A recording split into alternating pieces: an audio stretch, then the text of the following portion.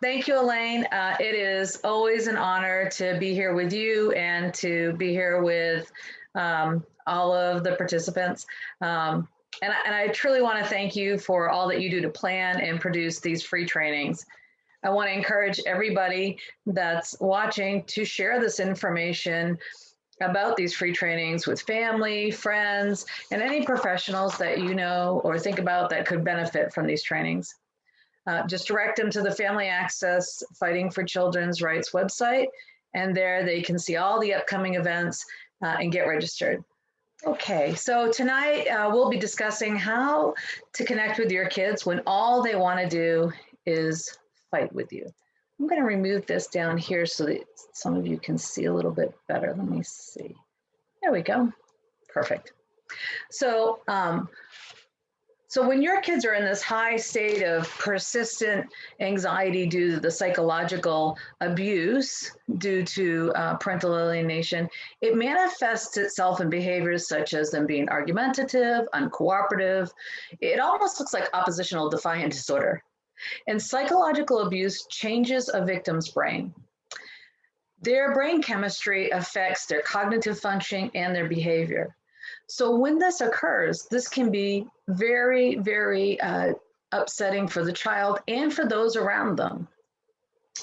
One of the side effects in particular is that victims often remain in this really high state of hypervigilance, which is to say that they are in a heightened state of arousal. And this frequently results in them feeling trapped or even claustrophobic, if you can imagine. This heightened state often results in the victims experiencing intense emotional reactions or having very strong emotional reactivity to seemingly mundane mishaps. This is due to their increased or persistent state of feeling anxious or fearful, or even to some extent being in a state of panic. And this hyperarousal keeps the brain flooded with several neurotransmitters, but one in particular that we will be discussing tonight is cortisol. An overabundance of this hormone suppresses one's cognitive functioning, making it difficult for the brain's ability to organize information, to process it into memories. It decreases the person's impulse control. And when your child is in this state, due to being victims of parental alienation, they sometimes might cry hysterically at a parenting time transition, or maybe they shut down, or they shut out the world. Maybe they're constantly walking around with their earbuds in, or they seclude themselves to their room. They may even begin yelling at you for something that's not actually even happening in that moment. Does any of this sound familiar? Well, if it does, here's some good news. The brain is very resilient. I was listening to the promos and I heard talk about plasticity, and that is an awesome thing. And that makes it possible for it to be able to be repaired. Now, the brain will naturally repair itself, but tonight I'm going to introduce you to some techniques that will work well in any state of alienation that your child's in. However, it is more readily available to see when children are in mid to mild to mid-moderate. But I want you to know something. The techniques are similar to like farming. A farmer doesn't plant the seeds in the morning and harvest them in the afternoon. It's a process. He goes out and he tills every single day over and over and over again. And that's really important for you to know, because these techniques are not the end all be all of techniques. These are techniques that require consistency, and these are techniques that in the long run are going to help your child. It's going to help their brains to be calm, and you're going to be doing such a huge service for your children by providing them with these skills, these coping skills. I also wanted to let you know that I couldn't answer everybody's questions directly. Some of them were out of what we might say my wheelhouse. Some of them were a little more technical, that would probably be more legal questions. So what I did was I took the concepts from them, and I built my discussion and my training around those concepts.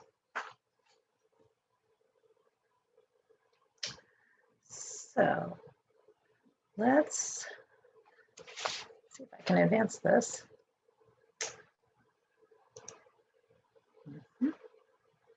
Okay, just so you know, I would have edited this part out too. So why don't we look at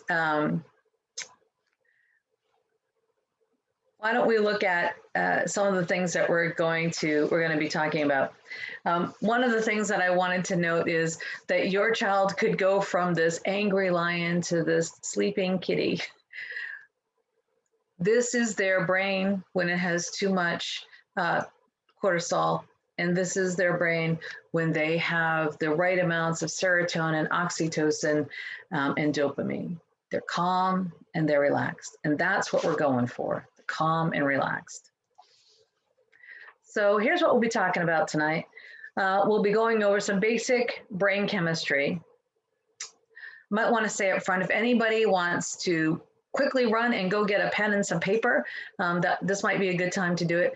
This will be basic brain chemistry. I'm not a chemist, nor am I a biologist. So it's going to be basic, as in more focused on the psychology of what the chemicals do. We're going to talk about understanding emotions. We'll have a practical exercise that I'll encourage you to participate in. We're going to look at strategies of bad brain chemistry and how to decrease it. A bad brain chemistry is cortisol. And we're going to look at strategies to create the good brain chemistry, the oxytocin. We're going to talk about how to increase that. We'll do a practical exercise, and then we'll go over some rules to remember.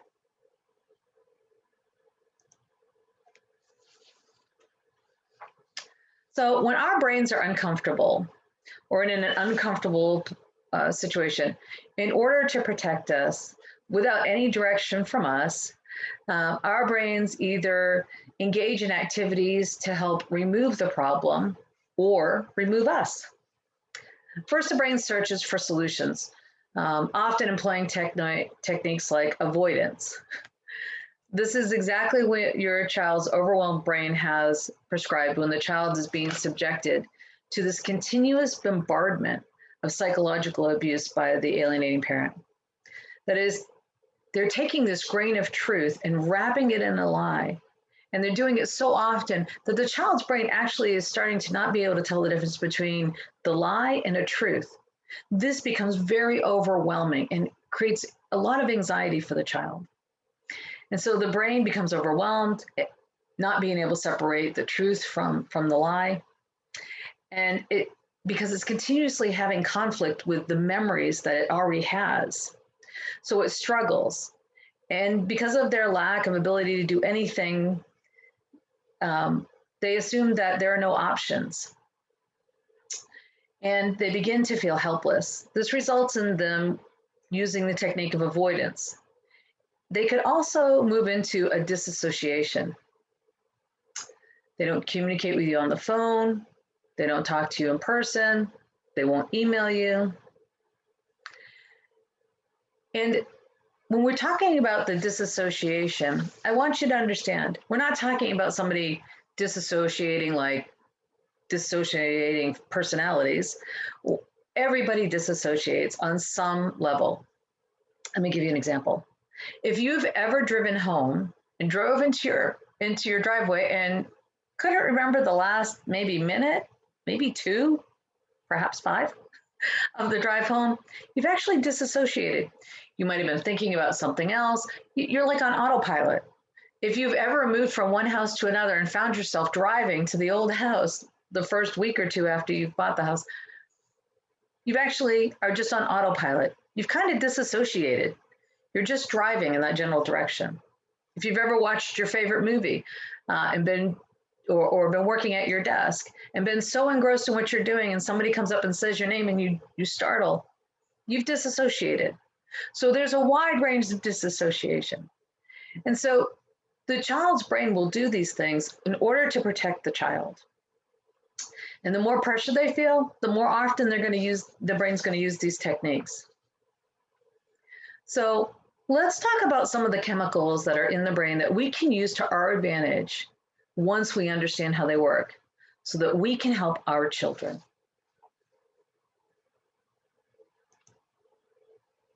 We're going to be talking tonight about dopamine, cortisol, and oxytocin.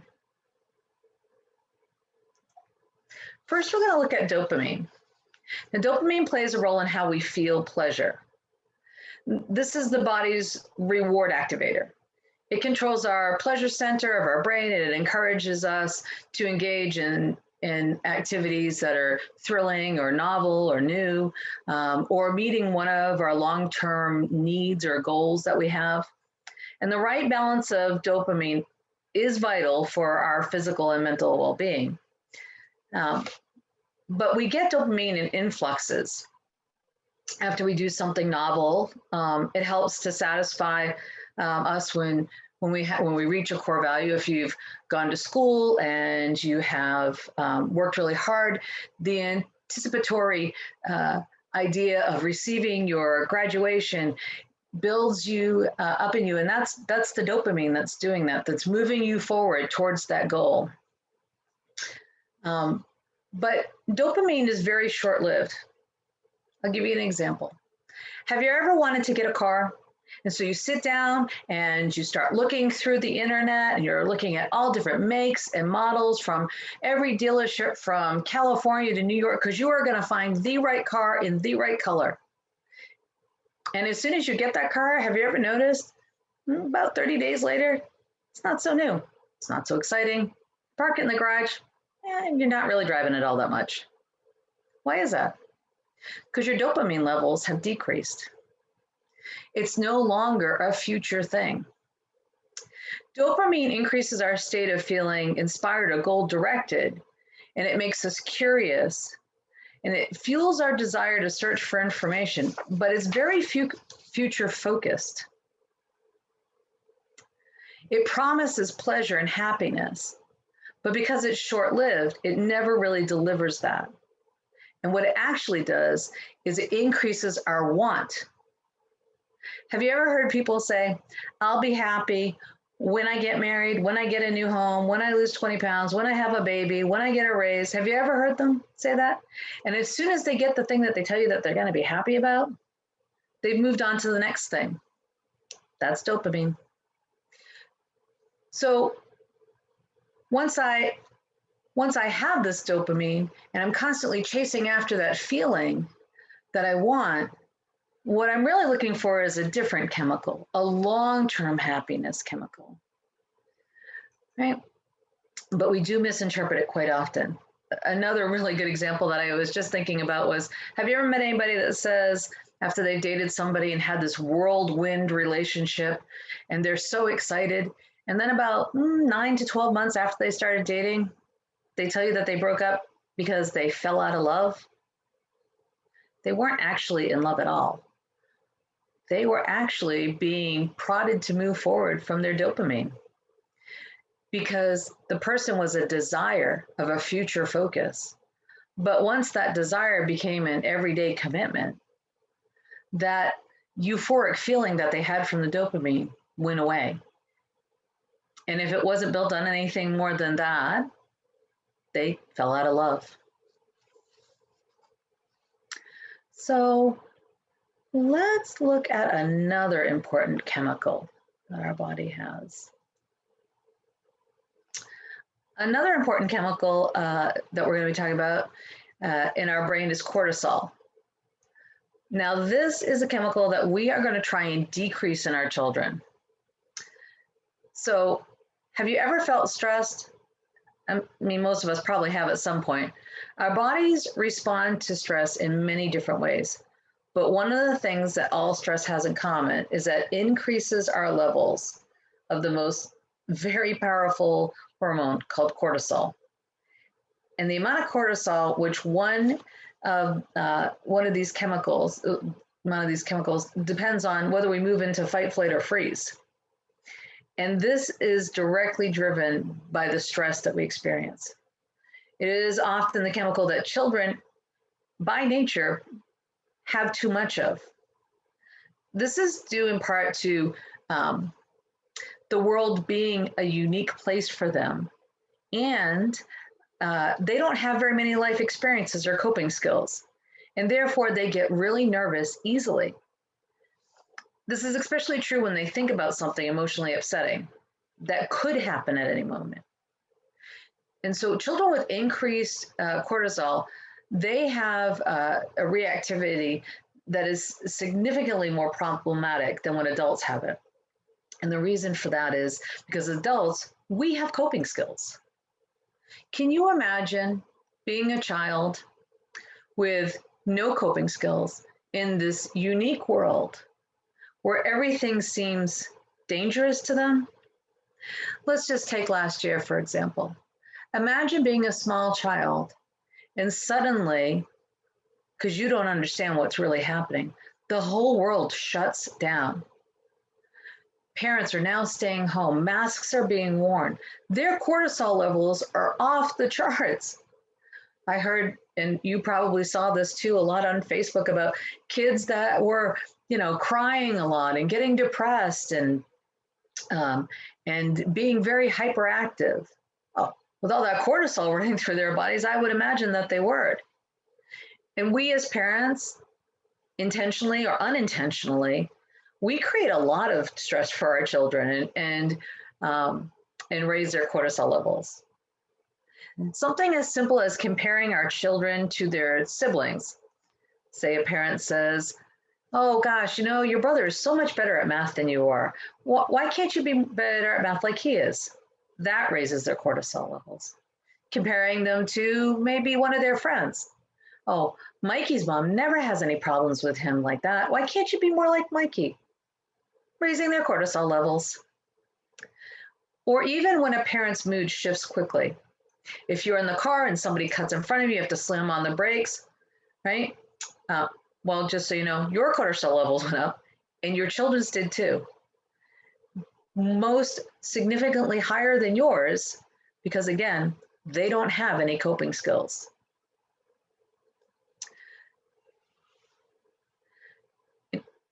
We have, like most of us, 20 to 30 years on our kids with a lifetime of coping skills and life experience. Our children don't have that benefit. And so what we need to do as parents is we need to teach them some of those coping skills. And I'm going to help you with that tonight. And even though children may have a lot of these high cortisol moments in their life, they might not actually show the effects, the long-term effects of the cortisol until months, weeks, or years later. So for instance, imagine if a child is constantly in this high state of arousal and they don't have any coping skills, this can lead them to using drugs to try and decrease that constant feeling of tension and fear that they're having. They can have cognitive delays because they aren't able to organize information and put it into their memory. They could have poor decision-making processes because they're unable to reach their logical tenets in their brain because of their brain is disconnected temporarily from that part of their thinking. They could become depressed and anxious, angry, easily triggered. So for instance, if in the past you and your co-parent have argued at a parenting time transition, or if the alienating parent bombards the child with negative information directly before the parenting time transition, after a while, just thinking about the anticipation of the drama that's going to unfold on the ride to or at the parenting transition, the child's cortisol levels will begin to increase. And they could rise so high Something like this could happen when they get out of the car. They could get out of the car and suddenly they start screaming and crying. That's their cortisol. This anticipatory reaction actually aids in making the alienated look less aggressive and more passive because the child actually self-activated the release of cortisol just thinking about the transition. So that can explain why the child is overly aggressive with you right off the bat, or crying hysterically, or completely shut down when they see you. Are you beginning to see a pattern here? Maybe something you've noticed in your own children? So what exactly does cortisol look like? We're going to watch a video. Now, I am going to have to tell you that I have to transition to the video, so it'll take me just a minute to pull it up. But while we're doing that, I am going to set this up for you. Give me 1 minute. So let me tell you what's happening here. This is a father who is going to pick up his daughter. Now, it could easily have been a mother that's going to pick up their daughter, but for this, it is a father. The father is going to pick up the child. This right here is the mother, and then these are her helpers on either side of her. The child, you'll see her come into the frame in a minute. I'm not going to turn the sound on because it's recorded on a phone and it's really, the audio is really bad, and it's, so I'll just narrate it.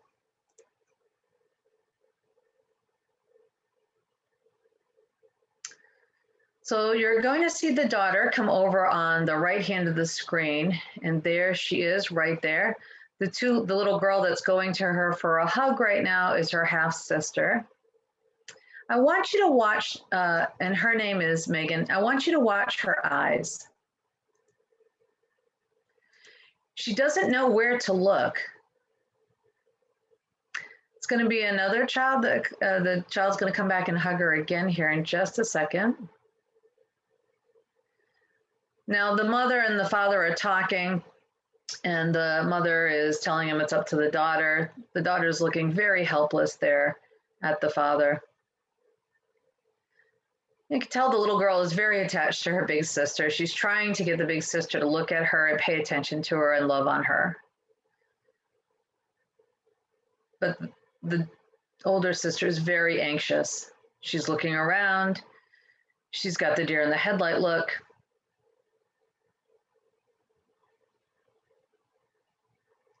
She doesn't know what to do next. She's going to put down her sister here in a minute. I want you to watch her. She's so anxious. She's not even really looking where she's putting the sister.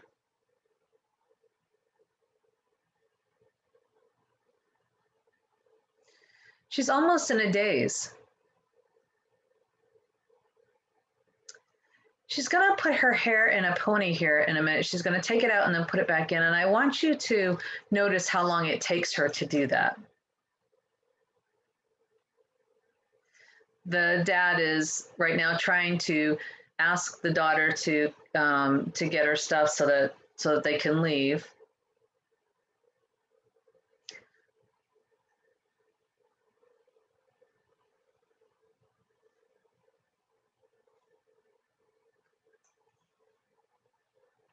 So right here is where the mother finally gets the daughter to tell the father that she doesn't want to go with him.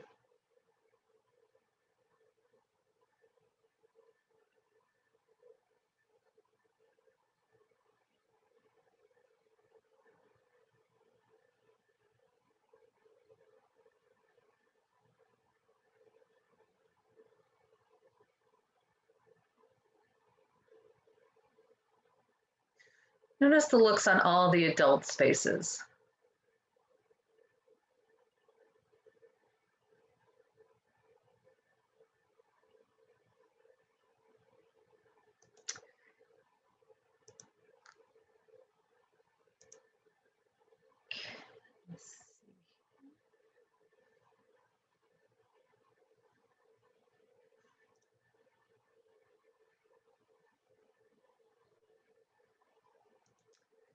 We are going to go back to that. And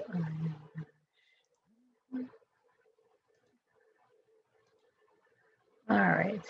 Everybody should be seeing my screen again. If that's not true, somebody please let me know.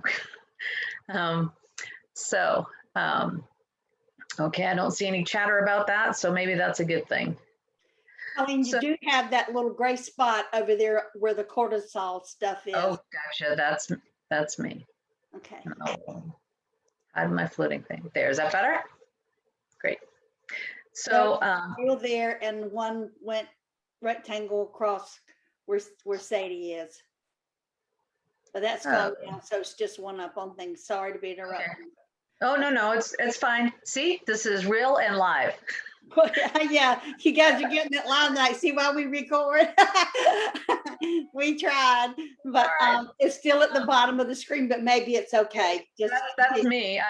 You guys can't see me? Yeah, we can see you. It's just that gray thing at the bottom where you've got that's me. Okay. I don't know why it shows up that way on yours, but okay, no problem. Okay, so if the audio was better, I would have played it, but you would have heard her say, "I don't want to go with you," and it may have sounded like she was in control, but don't be fooled. She was not in control. She's actually in fear. And in case you weren't timing it, I timed it for you. It took her 40 seconds to take her hair out of a pony and put it back. A girl her age, that would have been something she routinely did. It should have taken her 3 to 5 seconds. But because her cortisol levels were so high, you can see her continuing to try and get her hair in a pony. She can't even cognitively think about doing something that routine. Can you imagine being that out of control and having no coping skills and seemingly the person that's supposed to have been their support, where the alienated parent has put themselves, that person is offering absolutely no help at that moment. No support, nothing. Almost like she's abandoned her to prove that she's going to stay aligned with her. There's another video that I want to share with you, if you'll give me just a minute to get that up. So just in case somebody might be wondering, well, does this happen after years and years and years of something like this going on? Or is this something that, could happen right away? I want to share this video with you. There we go. And this one, let me just see if I shared it right. Yep, okay. I was just making sure I had the sound on. I didn't one time earlier today when I was practicing. So let me turn that on here and we'll watch this quick little video.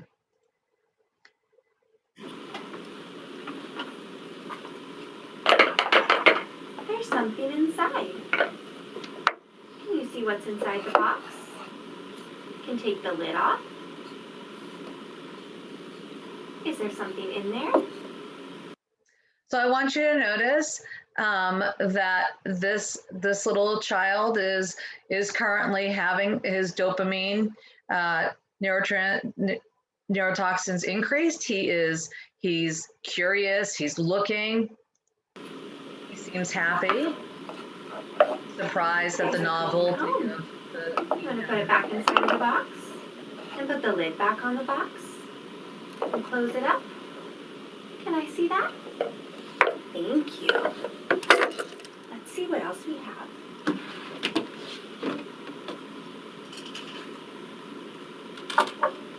Look at this. See? Look at this. There.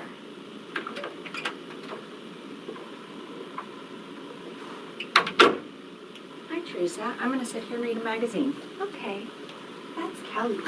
Kelly's going to sit and read a magazine.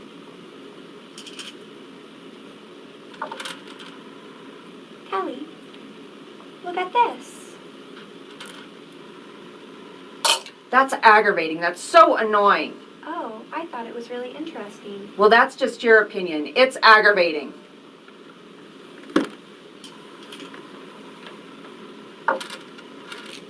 Here.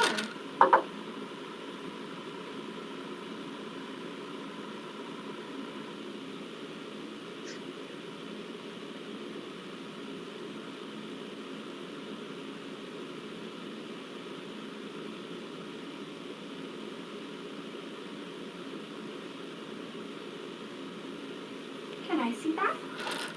Thank you. I'm going to go now, Teresa. Kelly's going bye-bye.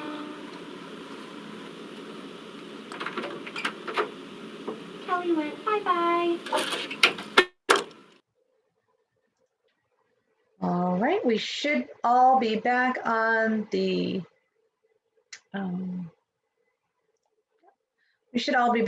slides now. So one thing that I want to bring to your attention is that that child was actually sitting on his mother's lap safely. He had never met those two other people, and that was the first time he had seen that interaction between those two adults. And yet it caused his cortisol levels to increase so substantially that he would no longer engage with that activity. Notice how he looked back and forth between the two adults, trying to assess what he was supposed to do next. When I work with families, I see that same look when children are here and they're coming to work with me, and the alienator drops them off with the targeted parent. I see that same look, as I guess that some of you do too.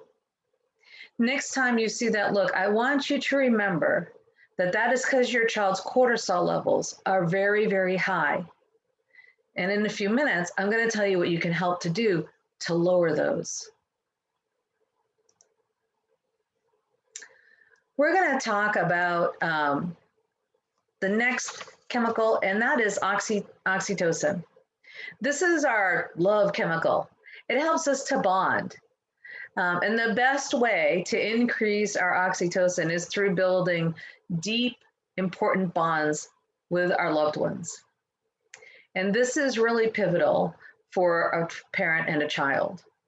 And one thing to keep in mind is that this is a long-term, unlike our dopamine chemical, oxytocin is our long-term well-being chemical. And the effects of oxytocin are seen over time. We are hardwired to make deep connections. And when we are not deeply connected, we become very unhappy, increasing our cortisol levels, our anxiety, because we have a deep, deep desire to be connected. But the good news is that you can boost oxytocin. Now, I want to recommend that you use some of these techniques for yourself. And there are some that you can actually incorporate your child into. Now, I know that some of you will say, well, my kid is severely alienated. Again, I understand that will be something that intense therapy plus these techniques will help with. Those of you that have mild to mid-moderate and moderate, these techniques, because they're still doing kind of what you ask them to do, will help. And while their oxytocin is rising, they don't even know what you're doing. They don't realize that you are artificially helping them rise their oxytocin levels and bonding with them. So some of the things you can do is yoga. That's a great thing to do. Listening to music. I recommend that you play music all day in your house when your child is with you. Get a massage. Give a massage. Sharing love and affection. So this could even be petting the dog or a cat, meditating, actively and empathetically listening, which we're going to go over in a little bit, random acts of kindness. Maybe you even take your kids on Thanksgiving and Christmas to go help at a homeless shelter, or to go hand out things to people at the YMCA or something, right? All of these things are going to start to increase their oxytocin levels, and they are going to, while their oxytocins rise, start to bond with you. Even free play. So instead of sitting in front of the TV, think of activities where you can free play with them, right? And it is never too late to give your loved ones more and more oxytocin and increase their long-term well-being. So and one of the things that's really important important component of this is that active listening. But before we can move into that, we have to look at one thing, and that is understanding emotions. I find that generally people know about 4 to 7 emotions, and they generally talk from those all the time. I often hear when people talk, and now since I'm bringing it to your awareness, you'll probably hear this more too. A lot of times people will tell me the emotions, the 4 that they normally say are love, hate, happiness, and fear, sometimes sadness. But there are so many others. One time during a class that I was teaching at the university, I handed out this emotion wheel, and one of the students in the back, kind of young, about 21, 22, actually started to like get a little emotionally deregulated because he was so overwhelmed with the idea that there were this many emotions that one could have.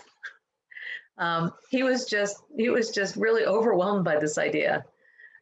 Towards the end of the semester, it kind of became a joke with the other students and him, but it was very overwhelming at the time.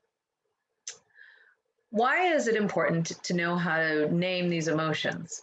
Well, a lot of this presentation that I'm giving you tonight comes from a lot of work in the book Left Brain, Right Brain, Emotional Development by Dr. Siegel. So a lot of it, or the Whole Brain Child, a lot of it has to do with the work that he's done and presented. And one of the things that he says is name it to tame it, which that just really resonates with me.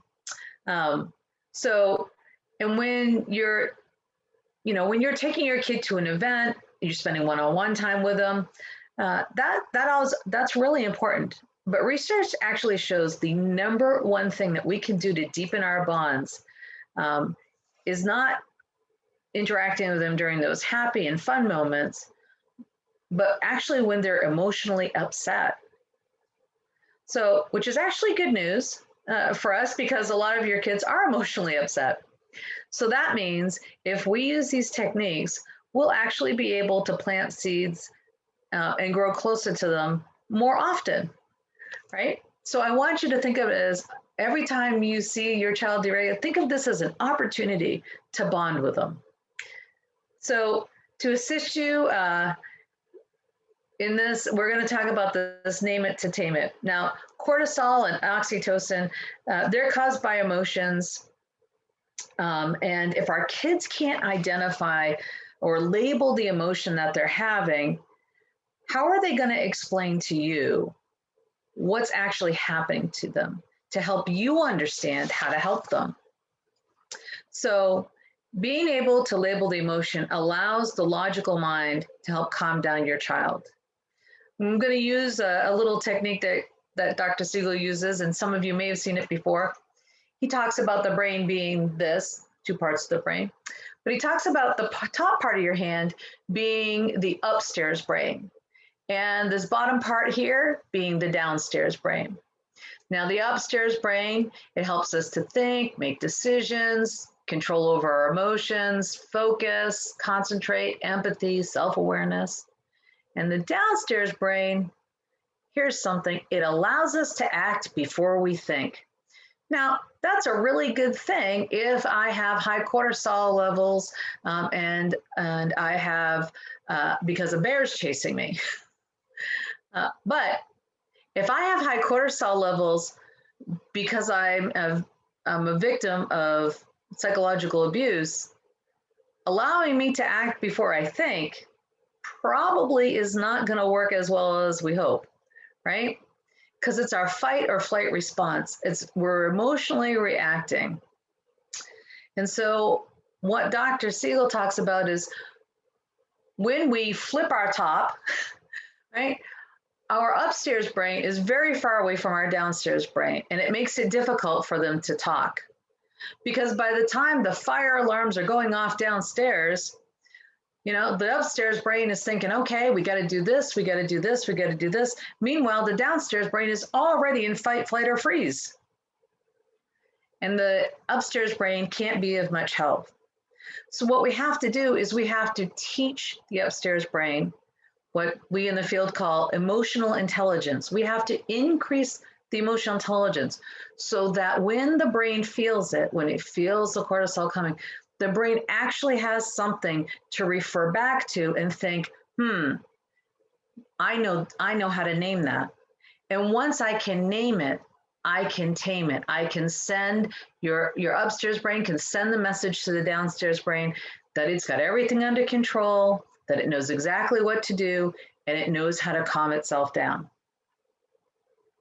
Are you starting to see how valuable that could be for your child and for you? So the trick is to teach your upstairs brain to engage sooner. Now, the upstairs brain always wants to do that organizing and planning. So as soon as we start to teach it, it will start to learn. But again, these are techniques that you're going to have to implement with yourself so that they become a regular thing that you can help your child with. And this will help them to stop deregulating or slow down the deregulation. It'll help them not to feel so completely out of control, which, again, imagine how scary it was for that poor child. I mean, think about it. Like, let's take last year, for example.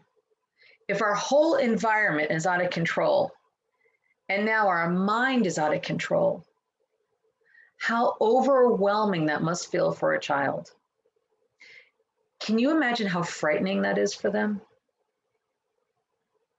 So when your child is in this state, I don't think that parents do this on purpose, but it's not the time to start to give them logical directions. Do this, do that. This is an opportunity to bond, not give directions. And by doing so, you'll be helping your child learn emotional regulation, which will help them to have better peer relationships, better academic performance, and experience more positive mental health and overall well-being, and help them to bond with you. So let me go to our feeling wheel. So we're going to talk about why these are important, but I want to point some things out to you. One of the things that I concentrate heavily on with my clients and teaching them how to use this is I want them to know that all of the outside, the outer ring here, and then there's an inner ring, and then there's this middle ring here where we have these 7 emotions. I call that the cog, or the root of where all the feelings come from that are within those segments. And if you don't talk to the right root of the problem, you're going to have what we call a cross conversation. Now, if you've ever been in a cross conversation, you'll know, because it goes like this. You say something and the other person says something back to you, and you're like, where did that come from? You might say something like, hey, we should put lettuce on the grocery list. And they say, tea in China is 27, 30, 50. You're like, I have no idea what you just said to me. But if you've ever been in a conversation where you suddenly feel like the person isn't understanding you at all, and the conversation is going on further, and you can't figure out how to make the conversation go right, or how to get out of it, or even where it's going to end, you've had a cross conversation, and you're probably talking about 2 different root causes of the emotion. But it can get a little tricky. I want to point this out to you, how tricky it can get. If you look over here in disgust in this black quadrant, and you go over here to disapproving, you'll see right above that is embarrassed. And if you go over here to the blue quadrant where sad is, and you go up through hurt, you'll see that the word embarrassed goes there too. So if you're talking to somebody and they say, Mom, Dad, I was really embarrassed today. It was awful. And you say, oh, son, honey, you don't have to be embarrassed. It's okay. People make mistakes all the time. You're actually talking to them from this root of sadness. But if they were talking about being from the root of disgust and disapproving, maybe they're embarrassed because they are thinking that they're disapproving of their friends' behavior towards them, or they were embarrassed because of their friends' behavior and disapproving of that. You're going to have two different conversations. You're actually going to get into a fight while you're trying to soothe them, and they're going to say something like, you never listen to me. I've actually had those conversations with small children way back before I started my career as a therapist, because this is easy enough to do. Now, since then, I've had a lot of training, and so I can do this fairly easily. But it's not impossible. You don't need a PhD to do it. You just need to be diligent in learning how to do it. One more thing I want to show you. If you look over here at, where is it now? Look over here at bad, and you go up to stressed, and you see the word overwhelmed.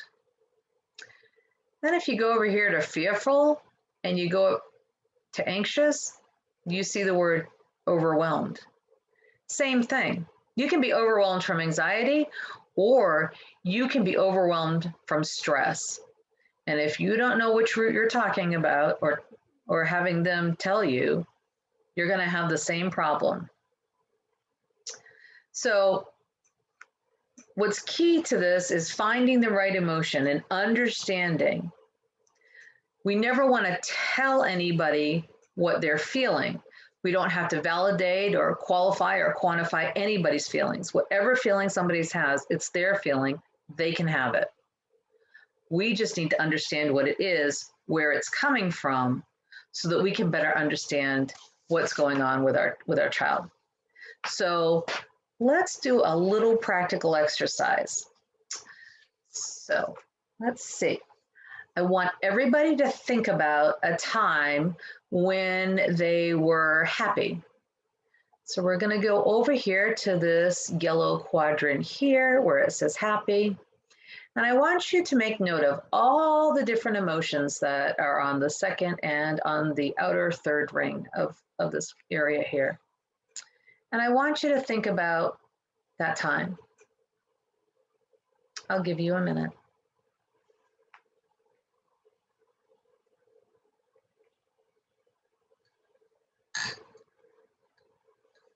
Do you have it? I hope you wrote down a little bit about what it was. So tell me, what was the first emotion you felt? I want you to write that down or have it in your mind. And now I want you to answer the question, because. Because why? So if I was thinking about it, it would be proud. I was thinking about when our daughter graduated from basic training. I was very proud of her. She got 2 AAMs. Anybody that's been in the military, those are Army Achievement Medals for anybody that hasn't been in the military. She got 2 of those coming out of basic training. Not very many people do that. So, and she's a PT stud, so she got 2 of those, and I was very proud of her. Now, I want you to write down, what was the second emotion that you felt? And answer the question, because. The second emotion I felt was, for her was, I was very I was feeling very loving and thankful, because I felt at peace about what she was doing with her life and her career and her future.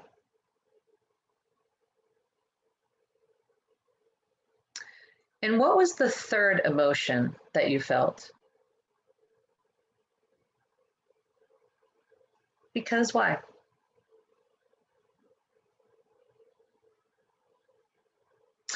The third emotion I felt was actually successful. I felt that I had successfully gotten her that far in her life, that she had made a really good choice. And I was really happy for her. So if I was talking to somebody and they were sharing that information with me, I would be listening for what they said, and then I would summarize it back to them. And it would go something like this.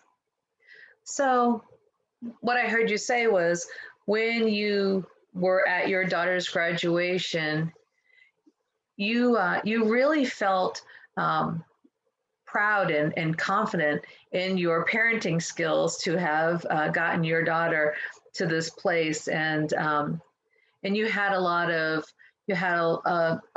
very calm feeling, a very peaceful, calm feeling about what the future would hold for her, and that you weren't going to have to worry about her very much. And that you were you were very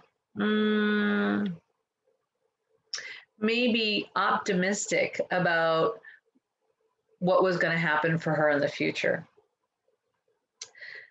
That's called the summarization. I didn't tell the person word for word what they just told me. I didn't say, okay, you were happy, and because I wasn't trying to memorize what they were saying. I was trying to hear what they were trying to tell me based on the words. I was trying to take the whole picture in. I was trying to think about why they were feeling that way, what they were telling me, how that could go into their story. Let's do another one. I want you to think about a time when you were angry. So that would be this red quadrant over here. Just quickly write down a little summary of what it was. So for me, that would have been this morning when I realized that my internet was too slow to upload 3 gigabytes onto the internet, and I was feeling I was feeling pretty annoyed and pretty frustrated. Might have been a little infuriated at some point with the situation, because I have higher hopes for the internet. I always think to myself, surely if we have a space station that orbits the Earth, surely my internet could work. So what was the first emotion for you, and why?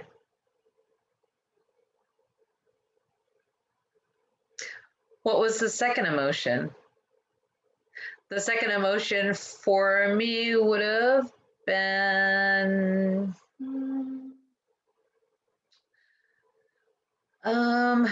probably I would say that I felt critical. I was very dismissive of any other options at the time in my head about what else could happen. I was very focused on why I couldn't tolerate the internet at the moment. And what was your second emotion, and why?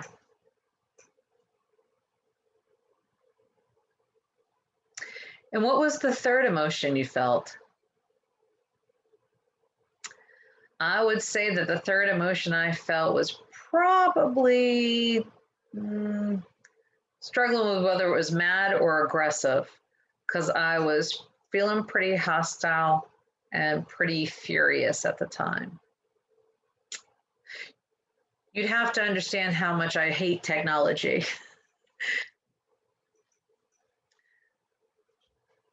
So what was your third emotion? And why? Now, if I was going to summarize that back, I would say, well, gosh, it sounds like it was a pretty frustrating morning to you. It sounded like you had really high expectations for the day, and what the expectations you had weren't being met. So therefore, you were feeling pretty frustrated with the situation and annoyed because I guess you don't like technology, and you tend to think this happens a lot with technology. And it also sounded like you were getting pretty aggravated with the situation. Okay. Summarizing it back after you hear this tells the person that you heard them. And if they felt heard, what they normally say is, yeah, it was like that.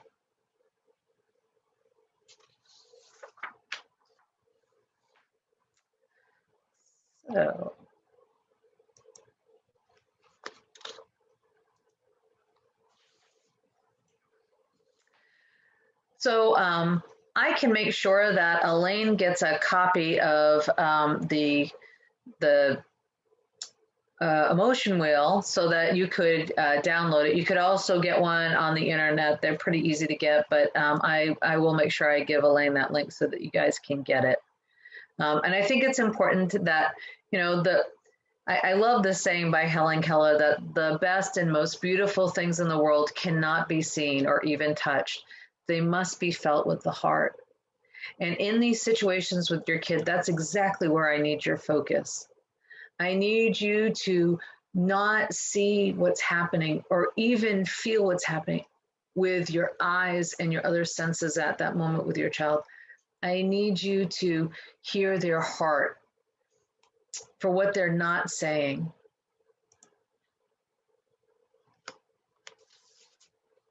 Before we move into strategies for what we can do, I'm going to move that there so it's not a gray screen. Strategies to prevent the bad chemistry, brain chemistry, the cortisol increasing inadvertently. Before we talk about the good ones, let's go quickly through these to talk about things that strategies to keep these, what could keep the cortisol up. So first of all, don't rush. Don't rush the conversation. Don't rush to arrive during that conversation at some predestined end state.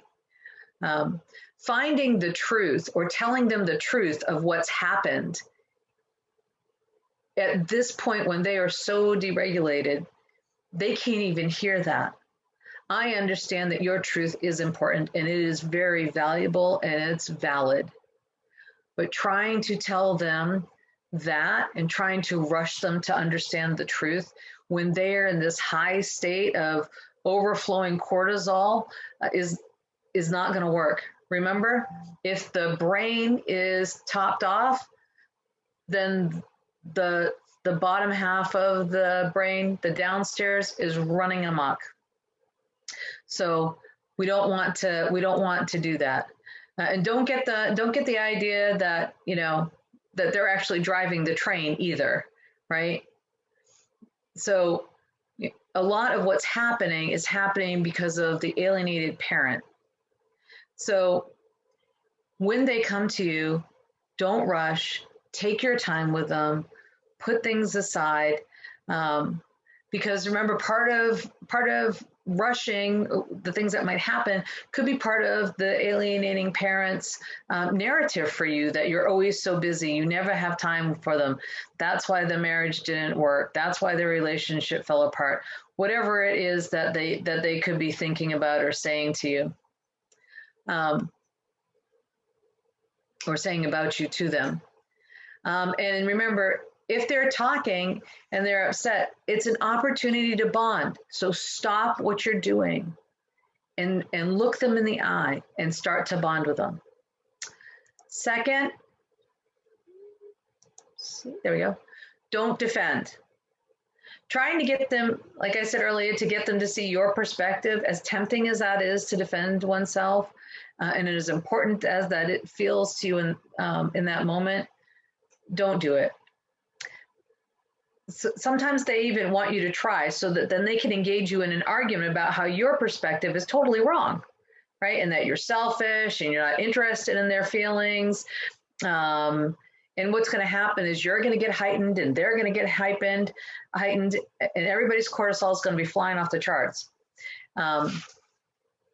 Trying to explain it to them, this is almost like trying to explain to a drunk why they shouldn't drive a car at this point. Your child is completely out of control. Second is, don't trigger them. When you lose emotional control, the adolescent actually diverts their energy towards evaluating your behavior rather than their own.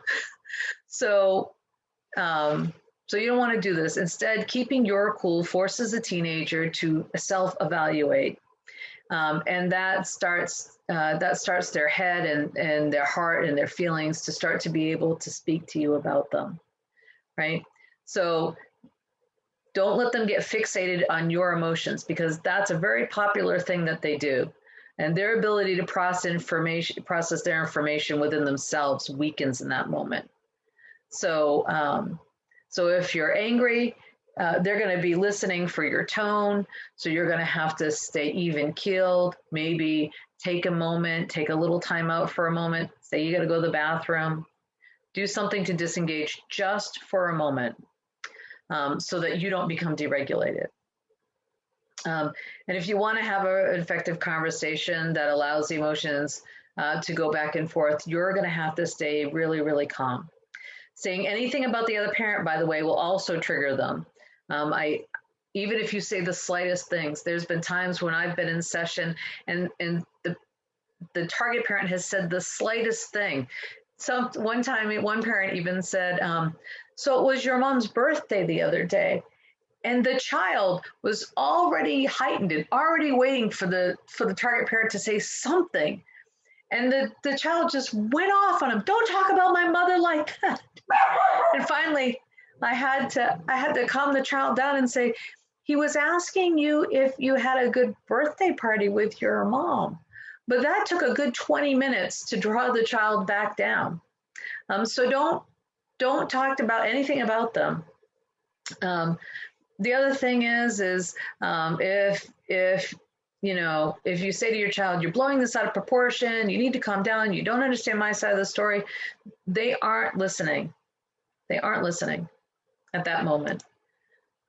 And don't offer a solution.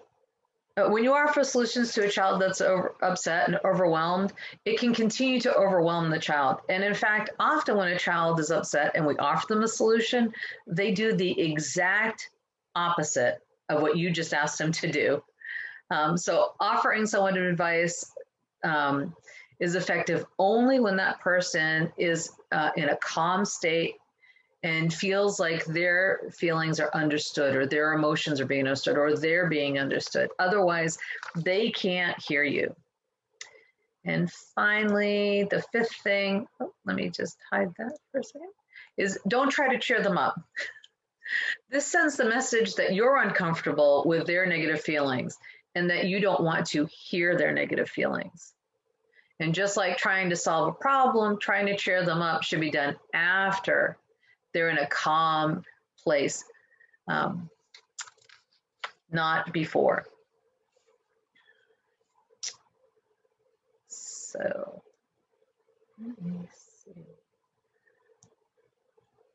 I wanted to share with you another quick video.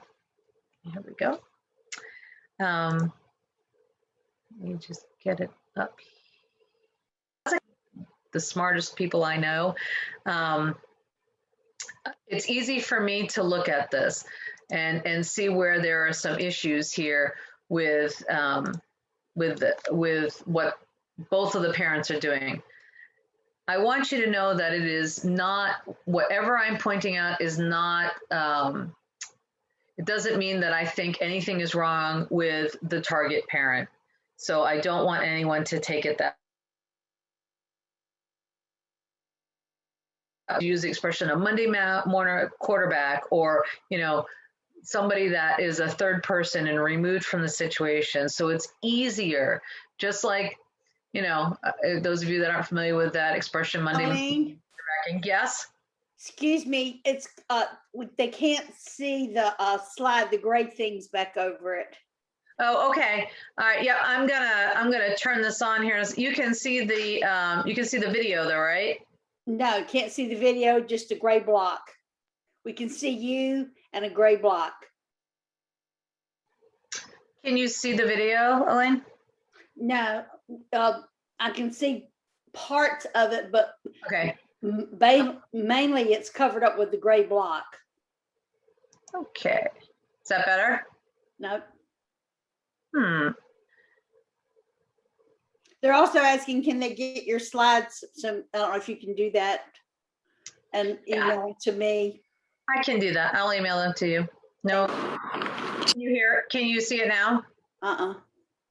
Can't? Okay. For the sake of time, again, had the internet worked, we'd have edited this part out. So let's just pretend. We're both well over that part. Oh, you are. Yeah. So I wasn't up till 3 a.m. with it either. So I think my computer's buffering here for a second, so we're gonna have to give it a minute. Oh, sorry, now everybody. Yeah, sorry about that. So it wants me to close it says Zoom is not responding. So I'll just talk for a minute because you're seeing some slide, right? So one person asked, Dan asked if you possibly could share your desktop instead of an application. I don't know what that means, but yeah, Dan, I was having problems with that earlier. So Just are you not? There we go. All right, let me see if I can. Right now, it's telling me that Zoom is. Some are saying they can't see the video, but can hear you. But you are still on here, so it's evidently on their end because you're still here. Okay, so no worries there. We'll just move right along. I'm not even going to bother with that right now. Did the slide just change to practical exercise? No. What's it on? Same thing. Oh, the strategies? Mm-hmm. Okay. Yeah, so it's buffering out here telling me that I need to close it and come back. So let me just see what my options are. Some are saying they're not seeing nothing at all, and I don't understand. Perhaps if you're not, maybe go out, guys, and come back in. I don't understand because I'm seeing it and I don't understand. Yeah. So Elaine, maybe close the app slides and try to reopen it. Yeah, I'm gonna come out and come back in. Okay. All right. Thank you guys for your patience. Sorry about this. This is why we try to record our sessions. But again, it was a nightmare for Colleen. And so just hang in there. She's coming back. Yeah, I don't love the live feed, whoever says that. That's why we record. I hate it. We've been a wreck all day about this. We've tried all day to try to get it to work. So thanks for being patient. Thanks, Dan. Thank you for letting me know you can hear me. So we're going to skip that little part. I'm just going to narrate it because I don't want it to, I would not want my internet to work any harder than the things it has to. So again, I'm not trying to say that the father did anything wrong. It's super easy for me after all the plays are called and I know who wins the game to tell you where it may have gone wrong, right? So I'm just gonna tell you. So the setup is the father and the daughter are at a counseling session. They come out of the counseling session, and the mother is waiting for them to make sure the daughter's okay and make sure she feels safe going with the father. This is something I encounter at least on a weekly, if not sometimes daily basis here at the center. So I've seen this play out a number of times. The child is completely calm. The child has no issues. And then all of a sudden, the child starts, the increase of the cortisol goes up. For this particular video, the father wanted to call the police to make sure that they could enforce the court order that the child was going to go with them. The mother is now videotaping the father and the daughter. The daughter is sitting there crying hysterically. Nobody's actually paying attention to her, except for the mother is standing right on top of her, practically videotaping how upset the child is, which is extremely disturbing in my mind.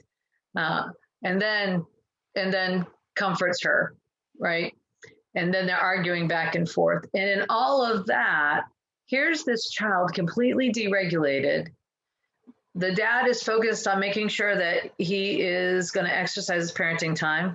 No issue with that. The alienator is focused on making sure that he doesn't exercise his parenting time. Huge issue with that. And so, but in between all that, there's this poor child who's just getting more and more deregulated, and listening to her cry hysterically is heart-wrenching. So I wanted to share that with you, but since that's not working, we will just move along because I can be good like that.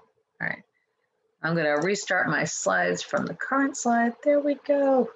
We'll zip through these real fast, not like that, like this. There, perfect. All right. So I know that there are many things that are going on all the time that are time consuming, you know, but we have to kind of step back and start to envision what's happening with our child from a different perspective. We don't want to argue with them.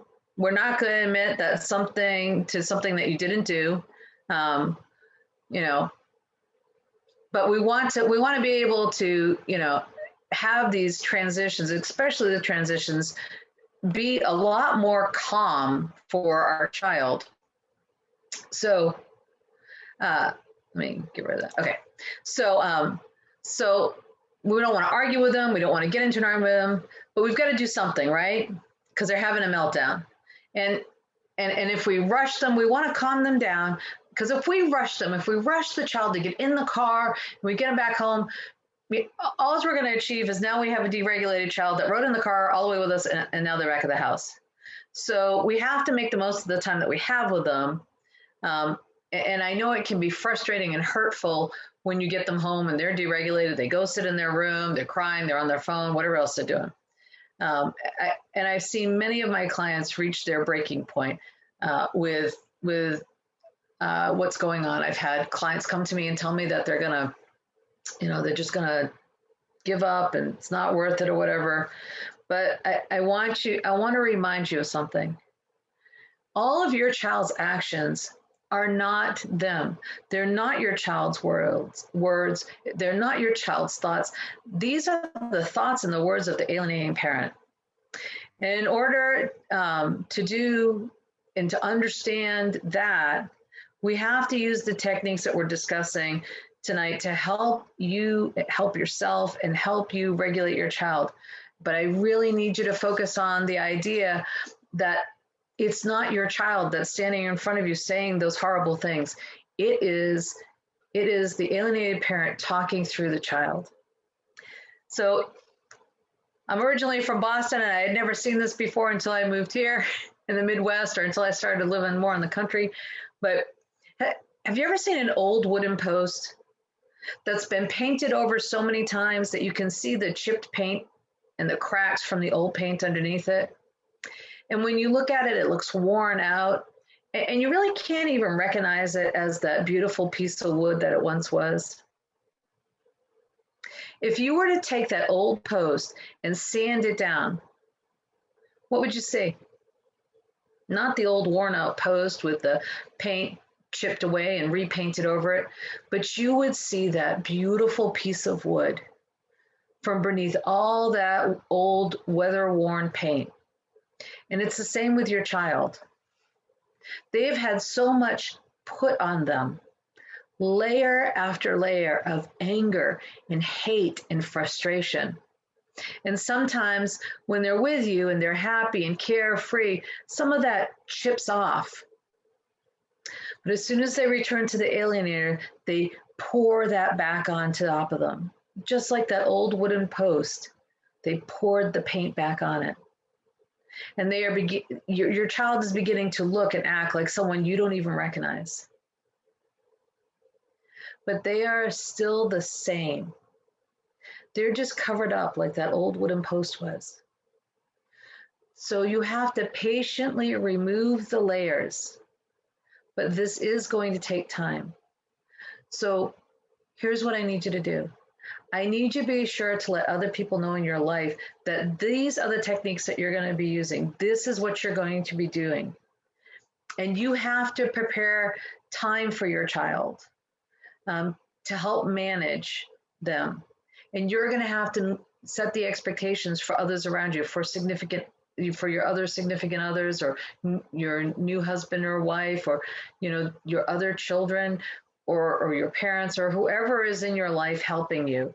You need to let them know that this is what's going to be happening, and set their expectations for your ability to connect with them while you're trying to reconnect with your child. This is going to help you to feel more supported and take away any unnecessary additional stress for you. Okay. So here are some strategies for you to help us increase the good chemicals that we want. We're going to respond, engage, keep grounded, show concern. We're going to execute empathy, and we're going to be conversational. Oops, that's not what I wanted to do. First, I want to talk to you about this idea of reacting versus responding. So in order for us to be able to be calm, we have to learn to stop reacting and respond instead. You might be asking yourself, well, what's the difference between reacting and responding? Well, the difference is reacting is being driven by emotions, and responding is being driven by thinking. So while a reaction may result in a positive or a negative outcome, a response is designed to produce a desired outcome, whether it's positive or negative, each and every time we execute it.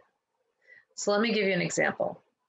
Have you ever been in or witnessed or perhaps watched a movie where there was an emergency situation like a house fire or a car accident, or a situation where multiple first responders were called to the scene? Or perhaps you've seen a military movie where the unit engages in a firefight. What is the first thing you notice? In all of these situations, they are responding, not reacting. Each of these agencies has trained for a variety of situations so that when they are called upon, they arrive, quickly assess the situation, and then employ the tactics and techniques that they have learned and practiced prior to that moment in order to ensure the most positive outcome. I mean, seriously, have you ever heard of a first reactor? So I'm going to encourage you to do a couple of things. First, be sure to take some notes, and I will send the slides and for handouts, and I want you to practice these techniques so that you are no longer reacting to your child's emotional outburst, but you are responding. And by the way, the more you practice them, the quicker and more skillful you will be at employing these techniques. And this is extremely important. All conversations and discussions with your children should be a back and forth. Please do not use the time that you have with them to lecture them or explain anything to them about how wrong they are or how awful they're being or how awful the alienated parent is. It needs to be a back and forth conversation. This will provide the positive feedback. And if you're interested in learning more about positive feedback, you could listen to the training that I did last year that talks about this behavioral learning and positive reinforcement. But your child is biologically wired and waiting for input from you. And using the following techniques in this back and forth provides this and positive reinforcement for the child. So the first technique that we are going to employ with them is we're going to engage them. So if you're going to, when they see you, when they talk to you, whatever you're doing, remember, we've already told the rest of our family members, when I have the child, I'm going to be totally focused on them because the time that I have them is so short anyways, most of the time. So whatever we're doing, we're going to stop what we're doing and we're going to fully engage them. Remember, look at this as a golden opportunity to plant seeds by assisting your child in processing their emotions and building bonds with you. I know you're busy. I know you have timelines and planned activities, but right now your relationship with your child is in crisis. And if you are moderately or on the higher side of moderate or moving towards severe, you're not seeing them very often anyways. And so the time that you do see them has to be totally focused on bonding with them and engaging them. So stop what you're doing, make eye contact, and actively start listening. I want you to be aware of your facial expressions. So remaining calm and sending the message that you're not heightening in any way and that you're completely emotionally grounded with them. So what does this look like? If you're at home or in the car during your parent or even at your parenting time transition, or somewhere in between, just stop what you're doing. Stop what you're doing and fully engage them. Pull over, put what you're doing down, turn off anything that's distracting your attention for that moment. And part of being fully engaged is actively listening. Through active listening, you'll be able to create bonding moments with your child. Now, I didn't say perfect moments. Remember, you're sowing seeds. Active listening helps the discussion to be more effective and produce more of a conversation while deflecting any conflict, because it involves you listening, accepting, understanding without judging or interrupting, helping you to get more accurate understanding of what your child is trying to express. This sends the message to your child that they are valued and understood, which can help to build trust. Mastering the art of active listening will take some time and some practice, and it may even feel unnatural or forced at times when you initially start using it. But I want to encourage you to push through that. I've heard people say, fake it till you make it. Nah, I'm not really fond of that saying. I like to say, practice until you perfect it. And mastering the art of listening, of active listening, is going to require that. So fully engage. Your child is looking for signs subconsciously to make sure that you are actually listening to them and not just pretending. So here are some tips to communicate with them. Face your child. Use an open posture with them. Lean in towards them when they're talking to you. Maintain eye contact with them throughout the conversation.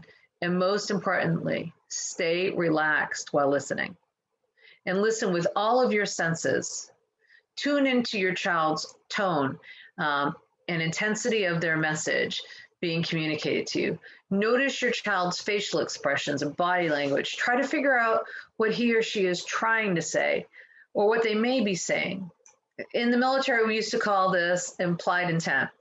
So if the commander said, get the vehicles ready, we knew that that meant drive to fill up the tanks, check the oil, load them up, get them lined up, let's go. Now, he didn't say all that, or she didn't say all that. All she said or he said was get the vehicles ready. The implied intent was all those other things that we did. If your child says in a sheepish voice while looking down, I don't want to go with you, that sends the message, I'm not actually committed to that statement, but I have to say this. If your child starts yelling, I don't want to go with you, and then quickly turns on their heels and walks away or slams the door in your face or slams down the phone, those aren't statements of an active, committed statement. Those are actions of someone who's wanting to be quickly removed from a situation because it's creating anxiety for them. Remember, sometimes children don't have words that they need to get the message across because they lack the emotional intelligence. So you are going to help them by relaying your emotional intelligence on them to help them fill in the gaps. So let's think about this. We're going to make eye contact with them during the conversation. We're not going to be looking around at our co-parent or engaging with the alienating co-parent. We're just going to lovingly look at our child directly in their eyes. We're going to avoid any and all distractions until the conversation is complete. We're not going to answer our phone. We're not going to get engaged in a conversation with our alienating co-parent. We're just going to continue to look at the child. We're going to observe the child's body language to understand their emotions. We're going to refrain from preparing any goal for the conversations. We're just going to let the child express themselves, and fully allow them to talk is not agreeing with them. Just because we're allowing them to say something doesn't mean that we are agreeing with what they're saying. We're just listening. Some additional things that you can do to help decrease your frustration is not to have any other expectations for your time on the days that you do have parenting time transitions. This tends to be the highest time when the cortisol is the highest, is during the transitions. So don't have any other expectations for yourself during those times. And come by yourself if you can. This can assist in decreasing the tension, especially if your alienating co-parent gets triggered by your new significant other. Now, it's not about hiding your new partner or anything like that. It's about not putting your child in any unnecessary situation, because the alien parent will not think twice about putting them in that situation. And when they're in that uncomfortable situation, it'll force the child to be angry at you. This also means leaving any other children that you may have at home, if that's possible. Because honestly, having one deregulated child is enough. Usually if one gets deregulated, you know how it works. Those of you that have multiple children, they tend to trigger the other ones along the way. And that really creates an overwhelming situation for the parent. So you don't want to divide your attention, and you'll need to be fully engaged with that child.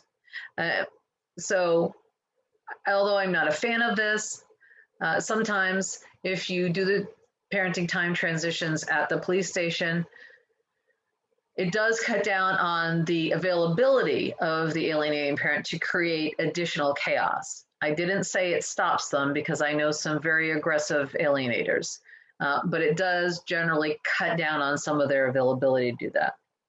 Or perhaps have the transitions supervised. Anything to lessen the drama during those times. Some additional things that you can do to decrease your anxiety and remain fully engaged with your child, just in case the child becomes deregulated on the ride home, is on the nights that you have your parenting time transitions, prep all the dinners ahead of time. Matter of fact, the whole time the kid's with you, prep all your meals before the child gets there. That way, no matter what is happening, no matter how long it takes at the transition, you're not going to have to worry about anybody else in the family not eating on time or not eating that night or having a late dinner with your child. And lower your expectations for your parenting time. Plan events that don't have hard timelines. Now, I have found that a lot of parents get excited to take their kids to the grand opening of a movie or a new amusement park, or take them to some of their favorite things like a restaurant or something. But inevitably, the child creates this situation where there is an argument right around the time it's time to leave, and the plans get completely ruined. You know that time hack is coming up. You're getting anxious. The other kids are crying. Your significant other might be getting frustrated. Your kid's out of control. It's turning into a disaster. I know some of you probably can relate to that. And that becomes a very significant stress. So avoid any hard timelines. This way you don't have to feel like you're being pulled in all these different directions. And any other children don't have to become emotionally deregulated either. And if you have several kids, you know, it's better to have one out of control than all the rest of them. If you do have additional children and you have a significant other, you have family close by, coordinate with them to take the other children to these significant events so that you can focus on the one child who's emotionally deregulated. Because this will send two signals. One, it'll send a signal to the deregulated child that you are interested in spending time with them. But you spending time with them does not mean that they now dictate how the rest of the family is going to operate. And by managing your expectations about the schedules and responding instead of reacting, you're less likely to become anxious and experience the deregulation of your own emotions, which, remember, will actually divert the child's attention to you and not focus on their own emotions. So in alienation cases, the child really doesn't have any real reason to be that angry at the targeted parent. The anger is fueled only by the idea that the other parent has planted in them. But because they are in such a high state of hyperarousal due to all the cortisol in their bodies that they're producing, they're not able to calm down. And even if inadvertently you do something which would be considered extremely minor by anyone else, like showing up from 5 minutes late or something, this could trigger the child to get upset with you, because the alienating parent could be telling the child, see, if they loved you, they'd be on time. They wouldn't make you wait. They're so selfish, and on and on and on and on. So on your transitioning times and when you have your child, don't rush. Become completely engaged with them. The other thing is to remember the example of the upstairs and downstairs. When your child is deregulated, I want you to think about what's going on with their brain, right? It's far away. Their lower brain, their downstairs brain is totally deregulated. It's far away from their upstairs brain. They're not able to connect. And when your child has these deregulations, they may even start to disassociate, which will leave them with no access to help them ground themselves. So before you engage them with the discussion, you have to keep in mind that they need to be grounded. You need to get their brain to start to release some dopamine and oxytocin before you actively engage them. And one way to do that is to activate their senses of curiosity. You can ask your child to take a deep breath.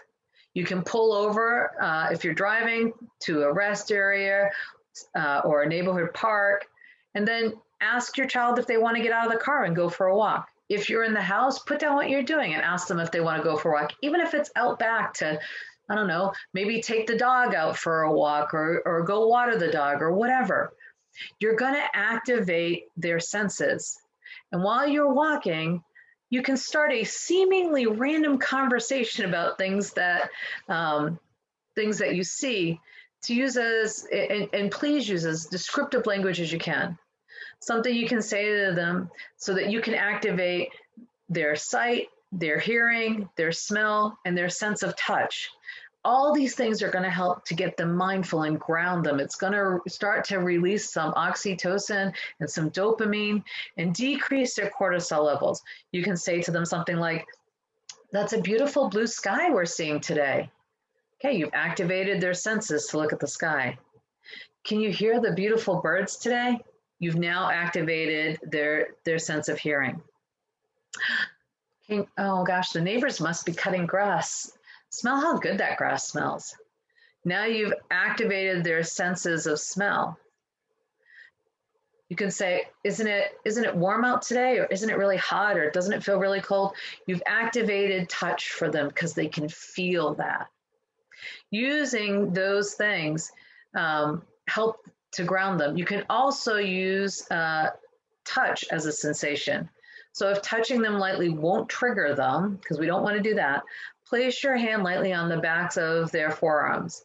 If you're sitting, just continue to leave your hand there, as long as it doesn't become uncomfortable or weird, right?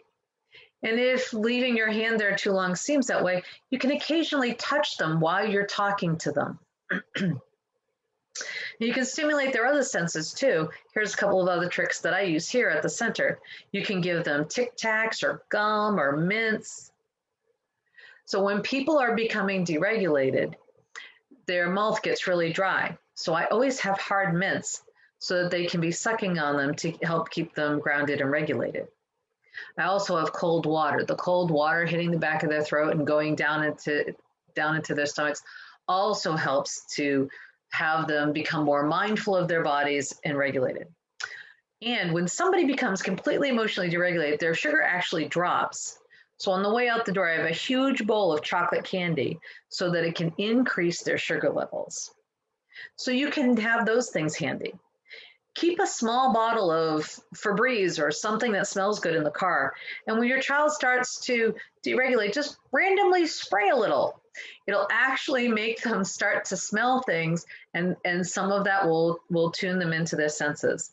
Or offer them ice cold water. All of these techniques will keep your child from disassociating because it's going to keep them grounded and it's going to keep them actively engaged with you. And once your child is grounded, then they can begin to de-escalate, and then you can start to talk to them. But we have to do one more thing before that we can do that. I went the wrong way, sorry about that. We're gonna have to create the sense of showing concern. So I want you to try and put yourself in their shoes. Let's look at this situation here again about picking up the child from the gymnastics.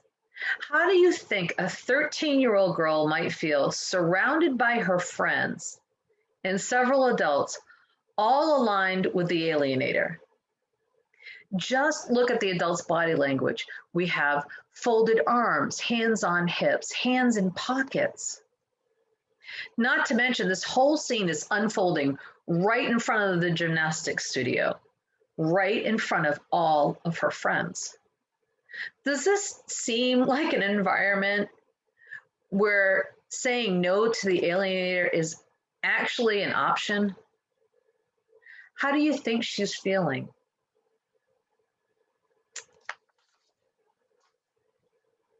Well, let's quickly look at the feeling wheel. Try to remember when you were 13 years old. Tell me, how important were your peer groups? Feels like maybe embarrassed, humiliated, those kind of come to mind. And they have their roots in sad, anger, and disgusted. What about the angry adults? How did they make her feel, you think? Maybe overwhelmed, anxious, perhaps even vulnerable, which are roots of bad, fearful, sad. How do you see this releasing all of this cortisol for them? Can you see how this could start to make things go terribly wrong?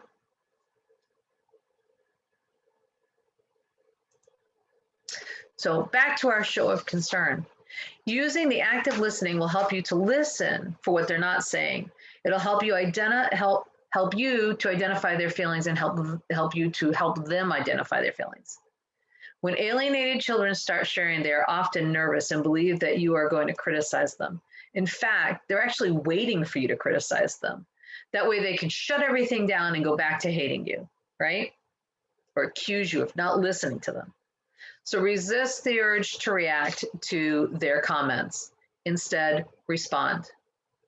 I do know that it's hard to resist when an individual in front of you is being so obstinate and vile. But remember, it is not them. Try to remember the old wooden post. When I work with parents, I try to get them to have that visualization before we get the child into the room. We work on that. I've had kids tell their parents the most vile things. I had a child once tell their parent, you know, when your Humvee blew up in Afghanistan and your battle buddy died, I wish you had died too. That's like the most horrific thing that I could think of. But I also taught the parent this little catchphrase. I got this from Love and Logic's parenting technique, and I use different variations of it, and I find that it works for nearly everything. These two little sayings. One is, I appreciate your perspective, but that's not how I remember it. Now, some of the variations on that are, that's not how I remember it, but I appreciate your perspective. Or, that gives me something to think about. Thank you for sharing your perspective with me. Now, notice I haven't agreed with them. I haven't told them anything about the alienator. I haven't done anything except for thank them that they have a perspective. I'm not owning anything they say. I'm just relaying to them that I'm joining them in the conversation, I'm completely involved with them, and I'm showing concern. You can use other statements like this when they're talking. So what I hear you saying is, fill in the blank with an emotion, or summarize what you think you just heard them say. Or you can say, you appear to be, and then use the behavior that they're showing, or you look, or your behavior leads me to believe. So all of these things is I'm not telling them what they're doing. I'm not telling them what feeling they're having. I'm just looking for information. And you and I both know that snarky kids, they always want to tell me what's happening. So the other thing the last saying that I really like to use with kids is, I love you too much to argue. I appreciate your perspective, and I love you too much to argue. All of these show concern. The other thing is empathize with them.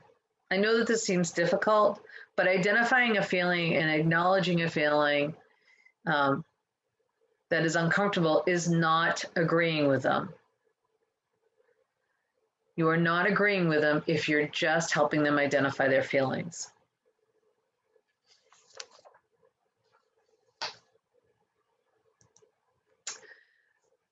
Fourth thing is be conversational. Don't use the time to lecture them or explain to them about how wrong they are or how awful the alienating parent is or how incorrect they are at this time. Have a back and forth with them. This will provide positive feedback. And reinforce that reinforcing positive feedback actually helps the brain to rewire itself. And your child is biologically wired, waiting for you to have input for them.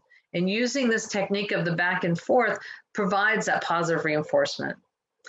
And finally, remember, solving the problem, finding the truth of what's happening, don't make that the goal. There'll be time in the future once the child has either been through therapy, intensive, or you've been able to use these techniques to rebond to them, and or the court has stepped in and made it so that you can spend more time with your child. Yeah, the truth can be found later, but right now, the goal is just to have this conversation with them. It's to build deeper bonds. And one more thing. Here's something else you can do to lower the cortisol and increase oxytocin while writing a true narrative. I want you to find all of the photo albums that you've got. I want you to pull them all off your computer. I want you to pull up videos that you have of them and leave them randomly around the house. And I want you to use those as props to sit with them and look through them and talk to them about them. Now, sometimes I hear kids say, you made me smile. I wasn't smiling before. I was afraid, la, la, la. So I love videos because, the video tells the story before, during, and after. And so once they're confronted with themselves, if you have any of those videos, it's really hard for them to say that they weren't having a good time.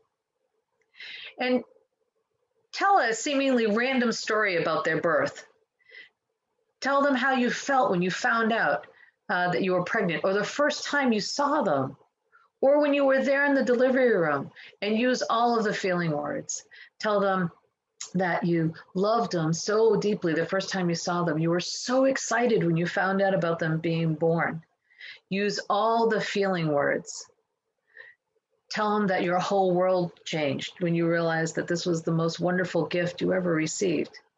Tell them about their first day of school. Tell them stories, funny stories about science projects that you had go wrong when you were a kid, or about something funny about that they did maybe, or that they don't remember from the first day of school. Tell some great positive stories about their grandparents. And just keep telling them these stories. We as human beings desire to be grounded in our heritage. That's why 23andMe and Ancestry.com are multi-billion-dollar companies.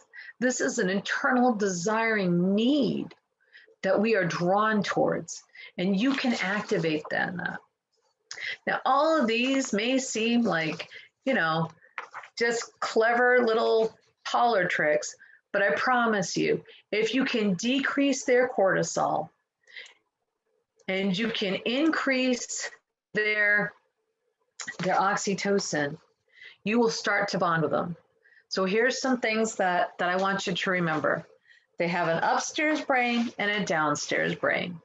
The upstairs brain, when it has more information, can regulate the strong emotional automatic reactions of the downstairs brain. So that's all I have for tonight. I want to thank all of you from the bottom of my heart for some of the little bloopers. I'm sure they'll be great and we can edit them out in the long run. But thank you again. Thank you, Elaine, for tonight. I appreciate the opportunity to spend time with you anytime I can.